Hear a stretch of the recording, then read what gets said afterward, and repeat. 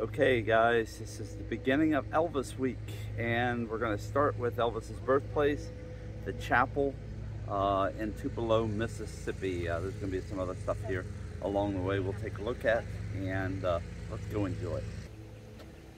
Alright guys, this is the back of the house, and we're going to be going on the tour. It's really just 2 rooms, but still, these are 2 pretty famous rooms.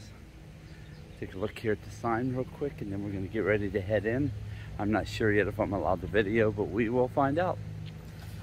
Elvis Presley was born January 1935, and this house built by his father. I know it was built for $180, and then he lost it because he couldn't afford to pay the $180 within 3 years.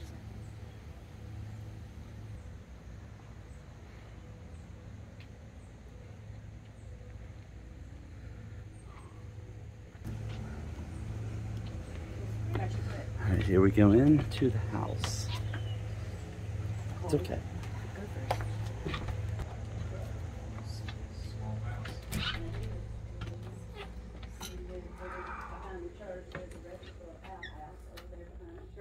Anybody wants to see one?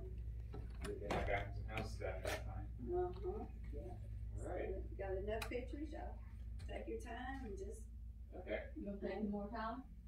Just take a few more. It'll be good. You never know when somebody might ask for it. Yeah. I'm glad it cooled off a little bit. And Oh yeah. it just, So it's usually after it feels better temperature wise. oh yes, it's anything. From his employer, Mr. Orville Bean, to build.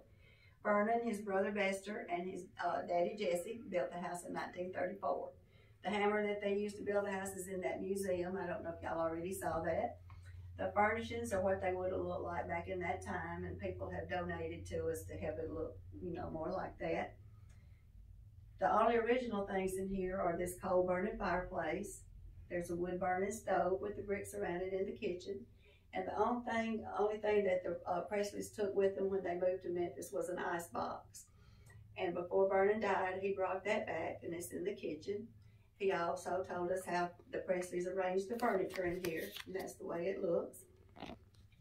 Vernon said that they would wrap Elvis in a blanket when he was tiny and lay him in a dresser drawer to sleep. Elvis was born in this room, also baby Jesse that was stillborn. When Elvis was about 3 years old, about the time that picture was made over the mantel, Vernon was convicted of check forgery, sentenced to 3 years in prison. Gladys couldn't keep up the payments on the house, so she and Elvis moved in with her aunt and uncle. And she went around the neighborhood trying to get petitions signed to help get Vernon out early. After 9 months, the governor pardoned him. But they continued to live with relatives till Vernon saved enough money to pay down on the house over on Berry Street, but that house is not there anymore. After a year, he sold that house to Aaron Kennedy, where Elvis Aaron got his middle name. The Presleys lived in Tupelo until Elvis was like 14. Then they moved to Memphis. He went to Longhorn School over here and to Milan School up north. But in this house, he was till 3. And then Vernon got into that trouble, and they had to scoot around. We're glad people donated to us to help it look like it should have looked back then. But that's the original fireplace. That's right. And the stove and the bricks. And that is the original ice box over there in the corner. Can you take a picture of that? I had never seen one of those. I've only ever seen one at Disney. In one of the rides, oh, they have one. Oh, wow. But the house has always been in this spot. It's not been moved. A lot of people think it has, but it hasn't. Because Elvis has still got cousins in Tupelo, and I thought it had not been moved, and I asked him at church. It's been right here. A lot of those other little houses that you might have seen that when you walked in, they were torn down. But this one has not been touched. It's amazing they preserved it. Yes. And then that church was moved from Adams Street over here to have everything over here, so you'd have the house and the church and everything to visit. Okay. Yeah. Incredible. All right. Found it funny that there's a big air conditioning unit air conditioning this house. Okay, so when you come here, the tours in the house happen all day long, but the church is on the top of the hour, so you have to be there at the top of the hour.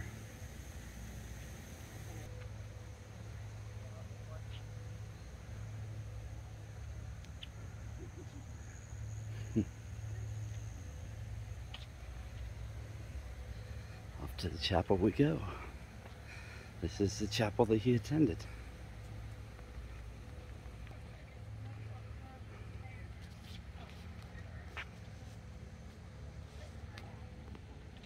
Alright, here we go. Gonna make our way into the chapel.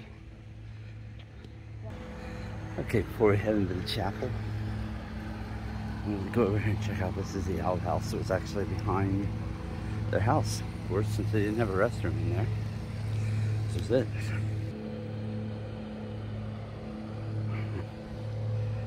Remember my grandparents had one like this? Actually, theirs was probably a little bigger in their backyard. I'll just see through the glare of the glass.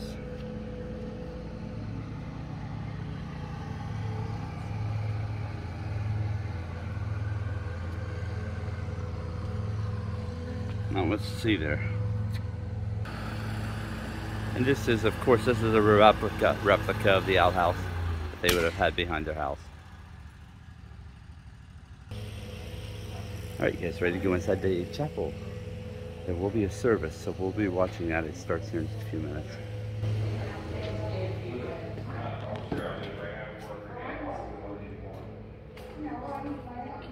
They'll share it to you. They'll share it to you. Okay, everything you got one of your pictures just right here. Y'all get your phone ready for the original home of the Assembly of God Church of East Tupelo.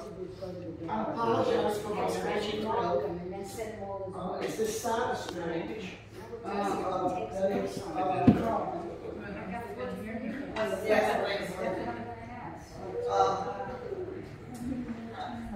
let me say welcome to the building that is the original home of the Assembly of God Church of East Tupelo.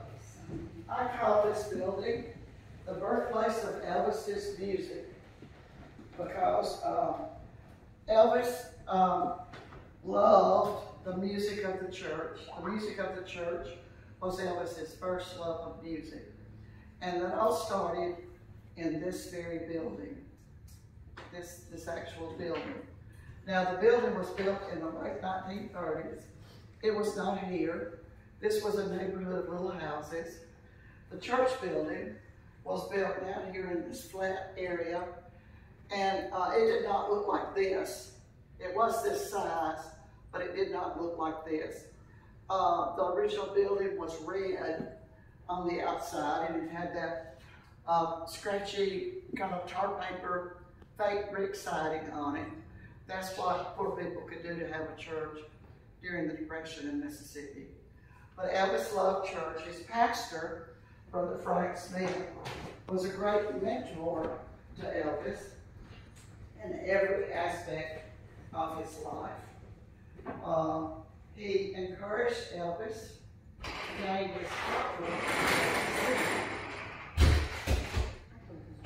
to gain his confidence as a singer. He would start out in a choir and then make it a smaller group, until Elvis was singing solos. And the first solo that Elvis ever sang before people, he sang in this very building in 1943. And that, you're going to see that presentation. That's going to be actors portraying the people in 1943. But it did actually happen in this building, which was down there. And not only did the pastor encourage Elvis to gain his confidence as a singer, but when Gladys got Elvis's guitar down at the Tupelo Hardware, the pastor also taught Elvis 3 chords on his guitar. Now, I have heard country music people say that country music is 3 chords and the truth. So when the pastor taught Elvis 3 chords on his guitar in church, he meant for him to sing the gospel truth. And that really became what Elvis wanted to do with his life. He wanted to become a gospel singer, which he did. Actually, he really wanted to become a member of a gospel quartet. Now, he didn't get to do that, but he really, really did love being around those folks. Sometimes they would participate in his concerts, sometimes in his recordings. But what he really loved was when he was downtown in Graceland. Let's just all gather around the piano and sing some good old Southern gospel music, quartet style. Elvis really did love that. Now the Presleys, the church was down there, you remember. Then in 1948, the Presleys moved to Memphis.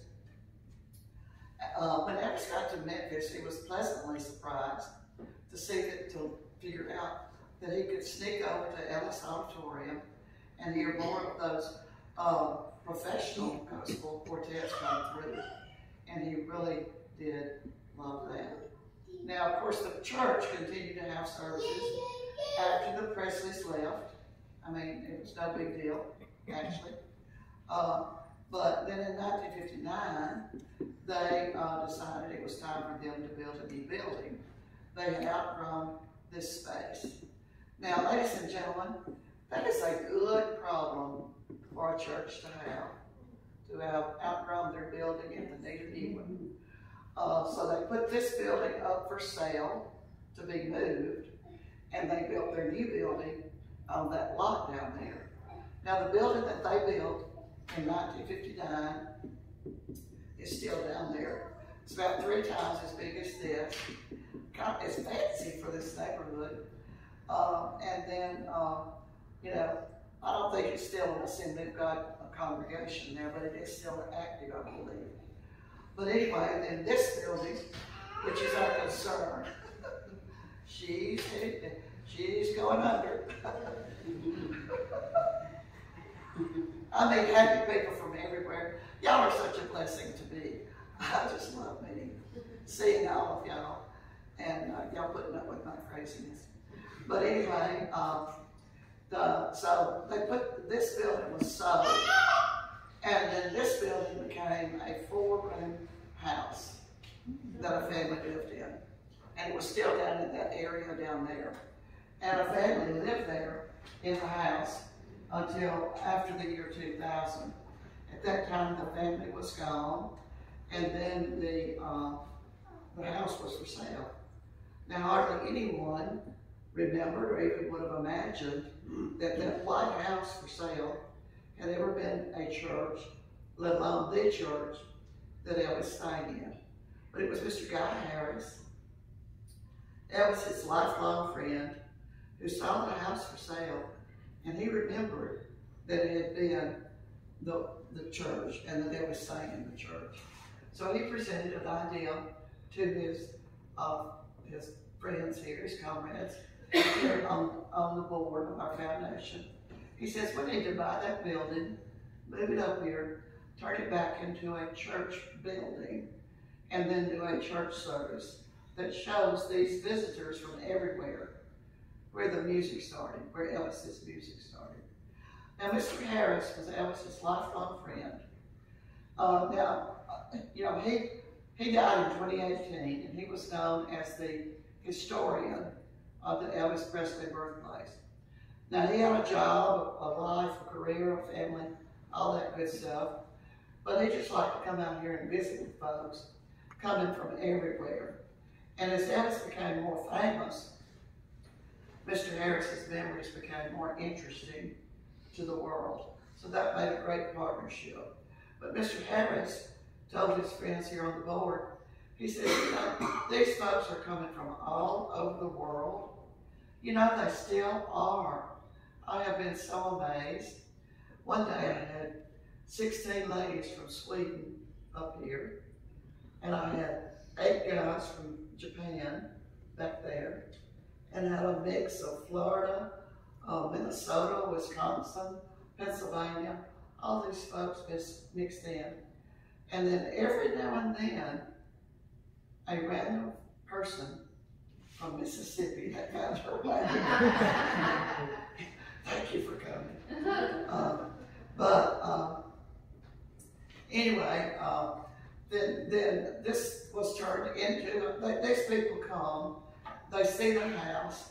Mr. Harris told them, he says, you know, they always want to know, they always ask, where did Elvis's music start? He says, I tell them that was in Elvis's church, but there's no church for them to see. He says, we need to buy that building, move it up here, turn it back into a church building. Now this is no longer a real church, does not have a real pastor, does not have a real congregation. But what we do is a service that recreates, now these are actors, this will recreate and show you what Elvis experienced when he was a little boy going to church. Now, we're going to be transported back to 1943 on a Sunday evening.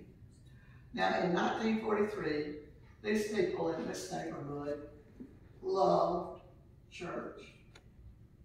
And if they could stay 2 or 3 hours, or even longer, on a Sunday evening, that was all the better.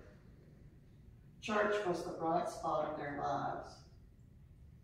The people in the neighborhood on a Sunday evening would sit out on their porches. They'd sit in the swings, they'd sit on the steps coming down, and they'd sit there and probably fan and hear that good singing coming from the church. 2 or 3 hours worth of it. But you know, I thought for us it was a real good idea to cut this to 15 minutes. So this is going to be about 15. Okay, we're looking at the Fountain of Life. This water feature illustrates the years of Elvis's life, represents the traits of humility, generosity, flowing together to form a complete circle. Let's take a look at this. Really awesome. 35 his birth. It's really cool.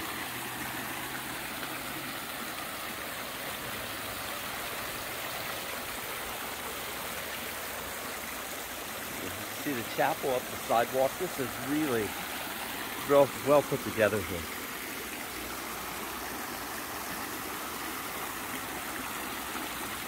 And I gotta tell you, the lady who is in the chapel is fantastic. She's really fun to be around. They do a presentation in there. You're not allowed to record that. But it's really cool. It uses screens that come down out of the ceiling, projectors come down out of the ceiling. And it gives the whole presentation like you're in the church on one of the days, even when Elvis would be in there. So really nice. That is the house off in the distance.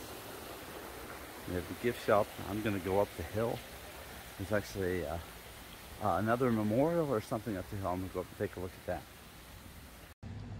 And I did not get much of a chance to film this when I first came. I believe this is the family's car.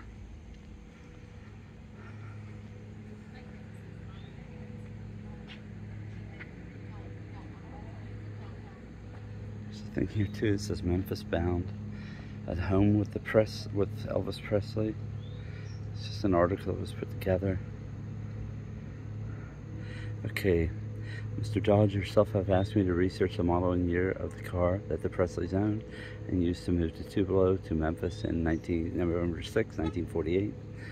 There have been some discrepancies from source to source. It has been reported it was a 37 Plymouth and has been reported as a 39 Plymouth as well. They've checked the Grayson Archives collection of documents, could not find any documentation.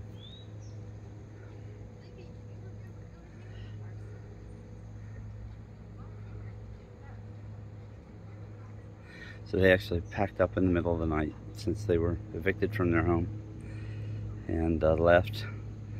And as you could hear already, in the home tour, the only thing they took was the icebox, which Vernon then brought back later in life. I don't know what's up the hill. There's something up here. I'm gonna take a walk up to it as soon as I can figure out how to do it. And Gonna see what it is. Okay, so far they've set this up in here like a city park. They have a pavilion, picnic tables you can eat at. Okay, so down there you have the pavilion and reflections, and up here you have becoming. All right, this is basically about setup as Elvis from a young boy to his completion as an entertainer.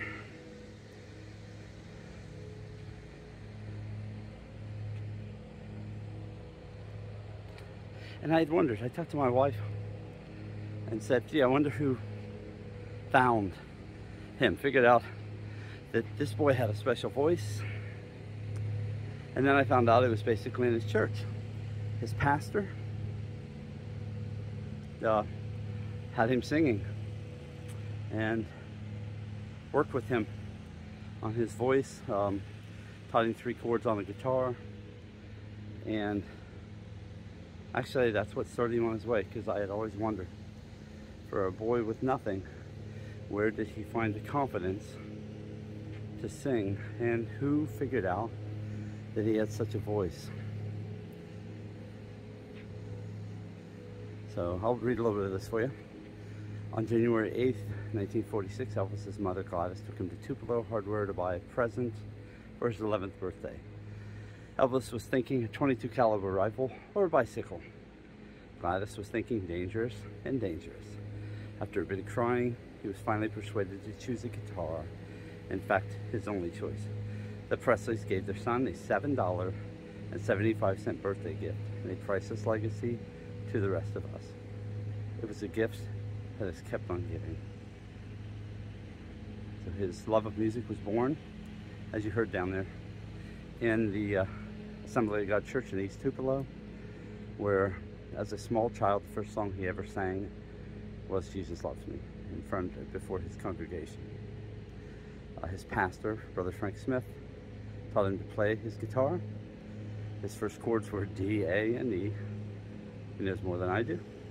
The chords of Old Shep, the song he sang in 1945 to win 2nd place in a youth talent contest at the Mississippi, Alabama Fair and Dairy Show at the Tupelo Fairgrounds.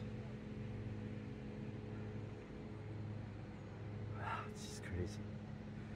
So amazing, guys. He went on then to become the entertainer that he was.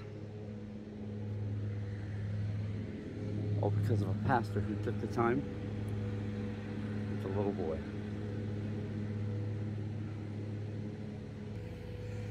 All right, and the price, the cost to get in was $50. I believe it was 20 per adult, 10 per child. That's 7 and over. 6 below 7, which would be 6 years old and below, would be free. So that is the cost, and that's to do everything that I've done here.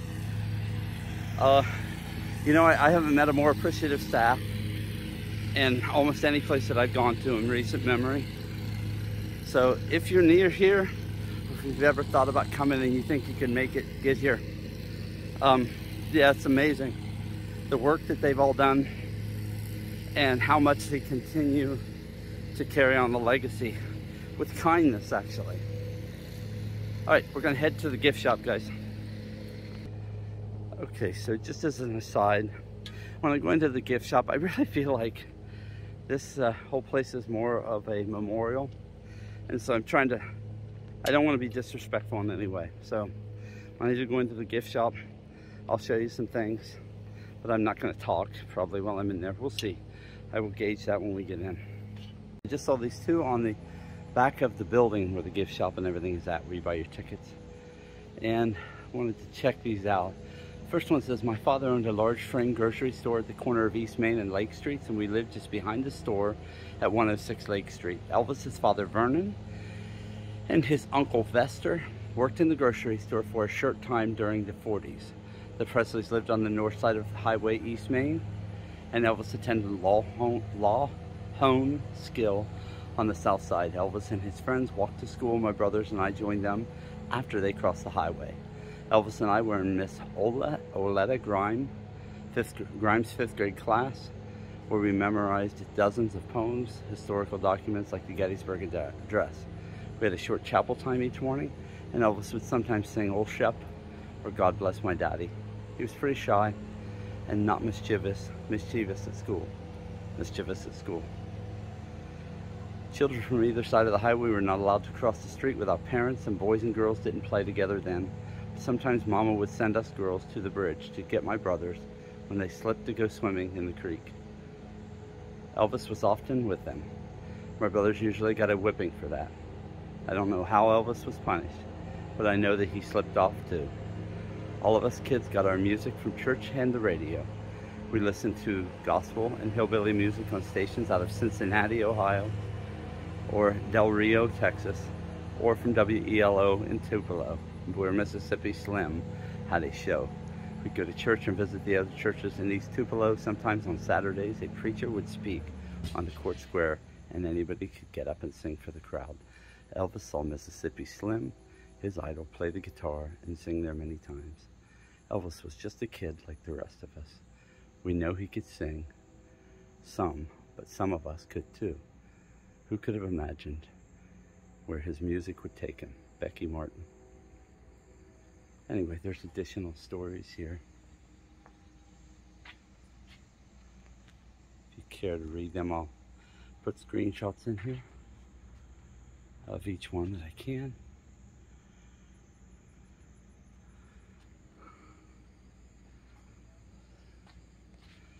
It's really nice. Just stuff from friends in school. How many of us can say that our friends would remember us not as just because we're a star or we're, became a star. I mean, which had to be shocking to them.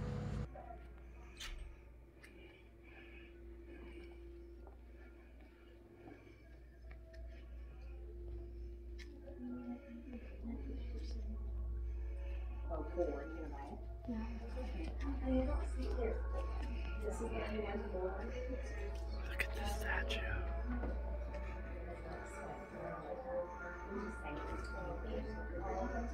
That's really cool.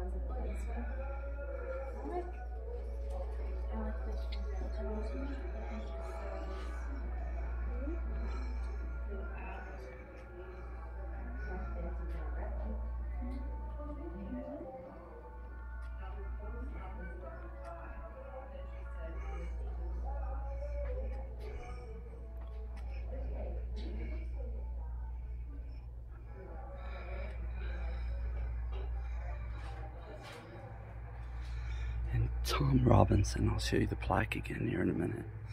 This gift shop and stuff is in honor of Tom Robinson. And he was a lifelong friend of Elvis's. He passed away in 2018, but he still came to the property and met people and talked to them about Elvis whenever he could.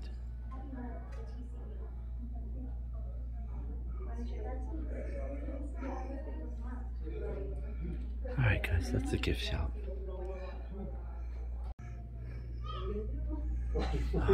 Okay, so there's a theater here, I'll show you in a second. These are pictures from different stages of his life. This is the Army stage, that would have been from 58 to 60.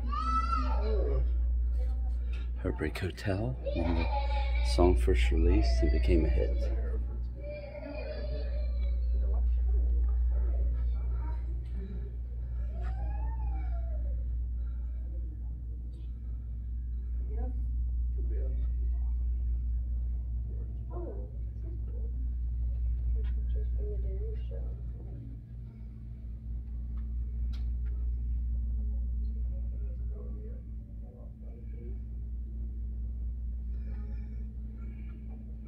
Unfortunately, the theater is not working right now, so we won't be able to do that. I couldn't have filmed it in any way, but there's also a theater here that's supposed to be part of the package. And then it looks like there's a snack stand when the theater's open with some tables to sit at. All right, guys, that wraps up the tour of the house and the chapel here in Tupelo. So hope you enjoyed it, and yeah, let me know if you have any questions. Thanks. Bye. This is the previous site of the small church that we were in, that Elvis attended, and then there was another church built on the site. Yep, this is the All right, elementary school. and this is his elementary school, Lawhone Elementary.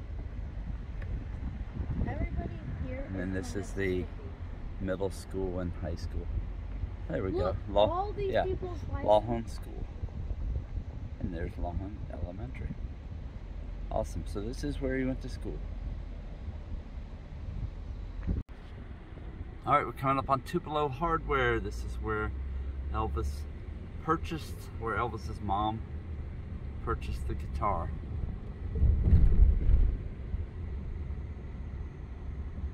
Right here. And now it's just an antique shop.